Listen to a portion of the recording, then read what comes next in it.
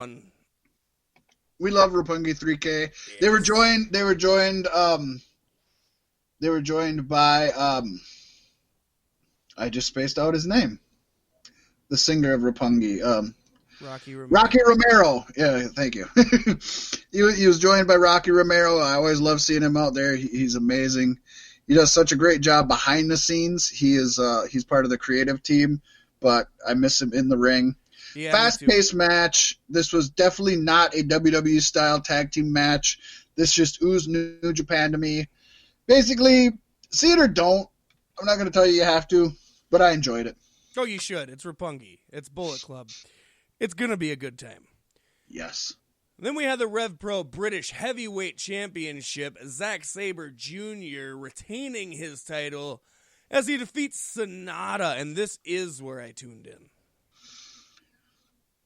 And if you're a big fan of technical wrestling, this is a must-see match. Yes.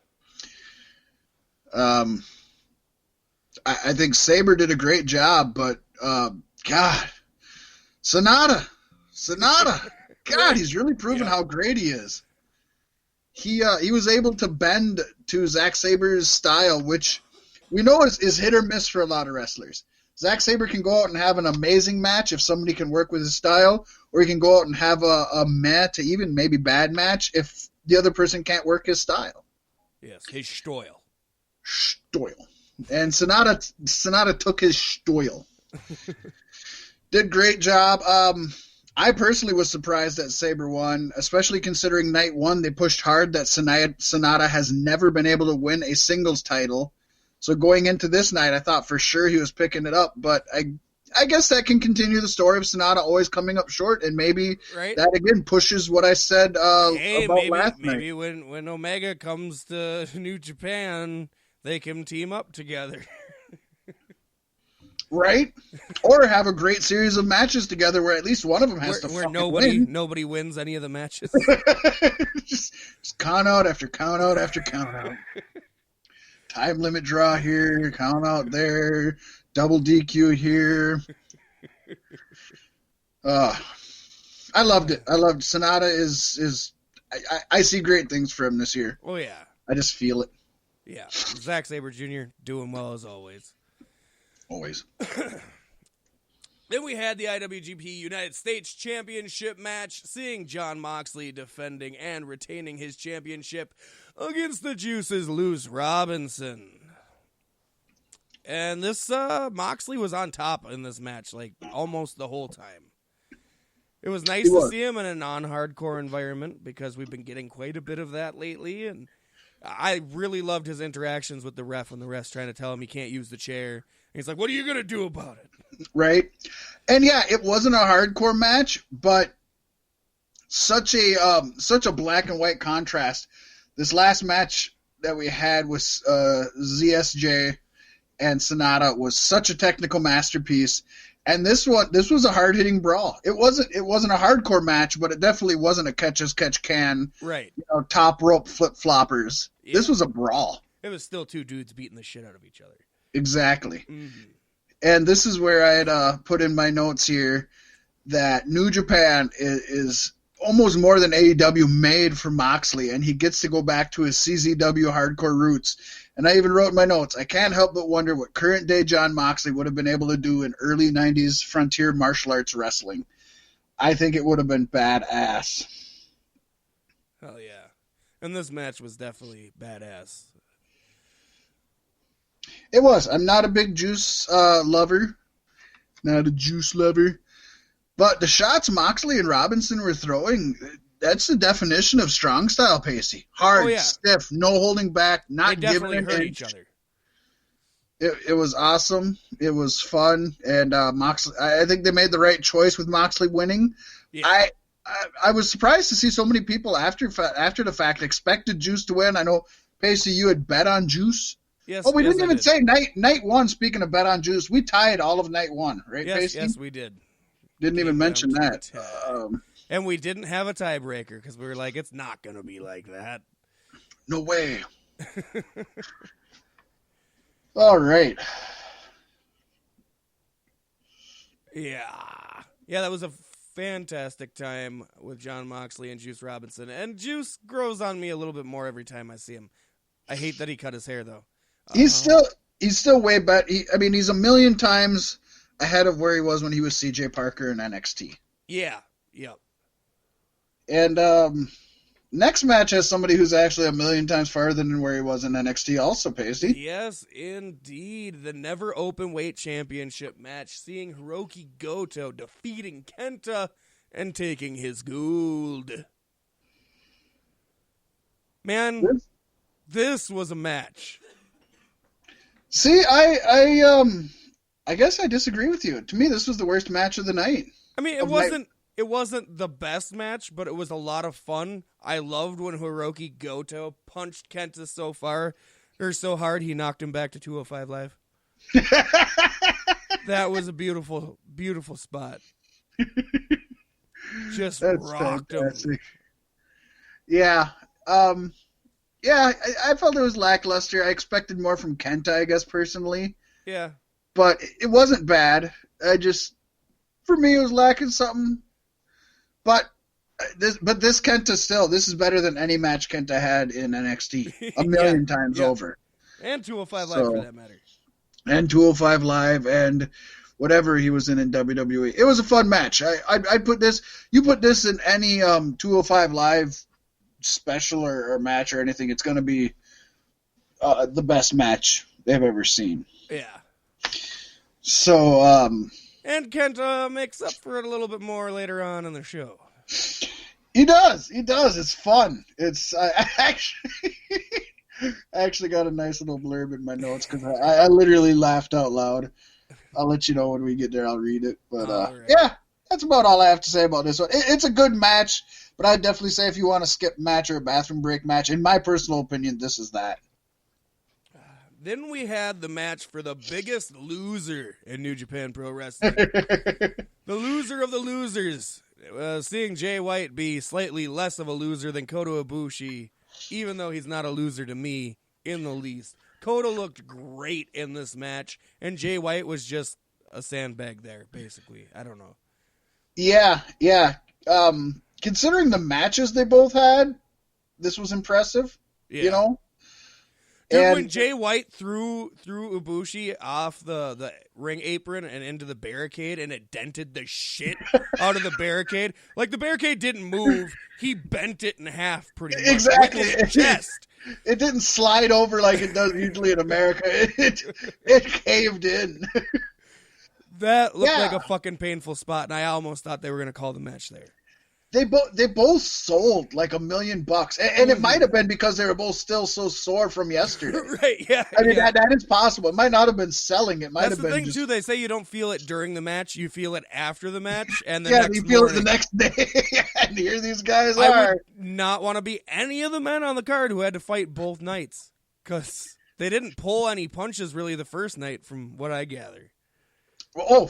At all.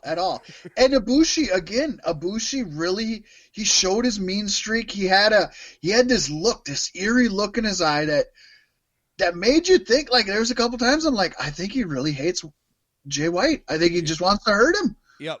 He's shooting on him. I know he wasn't, but I felt he was shooting on him. The storytelling and the facials from Ibushi and Okada, I think, are amazing. For getting sure. the point across and like speaking a million words with just a glance. Again, you wouldn't even need commentators for their matches. I know. I want to watch. I actually want to watch New Japan sans commentary. I want to be able to hear everything else. Or with the Japanese commentary. Because they really sell it. The Japanese get into it when you. Yeah. But I will say the one negative I have, and it's me personal. The interference by Gato with the brass knuckles helping Switchblade get the victory. It felt very WWE to me. It felt very reaching for the American audience.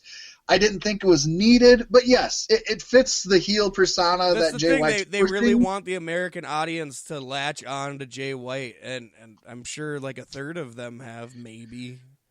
But if there's one thing Americans like, it's their whites.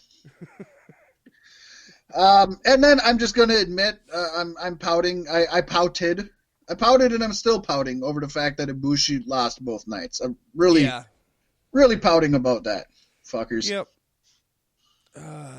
It's painful. Then we come to the match that the universe was just against me when it came to watching. I literally started the match twice and saw about 3 minutes of it both times. And it was the same 3 minutes. And that was the AEW title shot on a line match on a pole. Seeing Chris Jericho in a shark cage. Sadly defeating Hiroshi Tanahashi. This was a good match. You got two goats. You got two old school guys. You've got I wonder how, I know Jericho's like 43, 44. Tanahashi's got to be around that age, maybe 41. Yeah. He's maybe AJ Styles' age. So, I mean, these guys are in the twilight of their career. You could almost say it in the back end of the career, but I guess Chris Jericho's proven that's not the case. I think it is for Tanahashi, not for Jericho. This was old school wrestling. This was two goats going at it. Yeah. This was Race and Bockwinkel. This was Briscoe and Funk. This was all of those that you think of. And Jericho and Tanahashi, they were not only doing each other's moves, they were doing each other's mannerisms. They were playing the other person. They showed great facial expressions. It make you believe that what they were doing, it made every move matter the way they did it. Again, the storytelling. These two nights had so much. I sound like a broken record. I don't know a better word to say or how to explain it, but they had me in the palm of their hands. They had the crowd in the palm of their hands. Start to finish, the crowd was with them. The crowd was loud. It crescendoed with Jericho making Tanahashi tap out to the Lion Tamer. We love that. Jericho and Tanahashi are just two of the all-time greats in pro wrestling. Not Japanese, not American, not anything, just in general. And this showed it. This is definitely not the best match of this night, not even the best match of both nights. But I strongly recommend you go out of your way to watch this one, to just see two of the greatest of all time show you what wrestling should be. And brilliant work by Chris Jericho baiting all the AEW fans that might not have watched Wrestle Kingdom into watching Wrestle Kingdom. For sure. Because everybody thought it was a guarantee at this point in time. You know? It's and Chris Jericho, when it comes to Chris Jericho and New Japan, I always look forward to how he's going to be in the ring, mostly verbally. Because when he's in Japan and he can say whatever the fuck he wants to, it's always fun. Oh, for sure. Completely. And it added another layer to the AEW New Japan Pro Wrestling story, which is a story in its own right and is a shoot. Yeah. You know what I mean? I mean, the two, it sounds like both companies don't want to work together as far as management goes, and as far as talent goes, they want to work together. And it's I'm sure there's a lot more to all the stuff behind the scenes than we'll ever understand. They should do a tournament. They should do a tournament. New Japan versus AEW, and if AEW wins, they'll work together, but if AEW loses, they also lose Jericho and Moxley. That would be fun. That would be very fun. You know, we don't want to work together. As a matter of fact, we hate each other. That'd be a good way to blend the companies together and still have like a heat rivalry kind of thing going on. Oh, yeah. I think it would be awesome. Pasty, and then we have, I think, the epitome of awesome? The epitome of wrestling. Holy shit. Yeah. You know, for all the times you said match of the year. I feel like we're going to look back and this could be match of the decade, and the decade just begun. It's insane, isn't it? This really could be match of the decade. The saddest part is the decade just began, so it's going to be like a match from like 2029 or 2028. Yeah. People would remember, and it'll be only half as good as this one, but everybody's forgotten about this one. The match we're talking about, of course, is the double gold gash. The double gold dash. The double gold gash. Yeah, exactly. We've seen the IWGP Intercontinental Champion Tetsuya Naito defeat IWGP World Heavyweight Champion Kazuchika Okada to become the first ever dual champion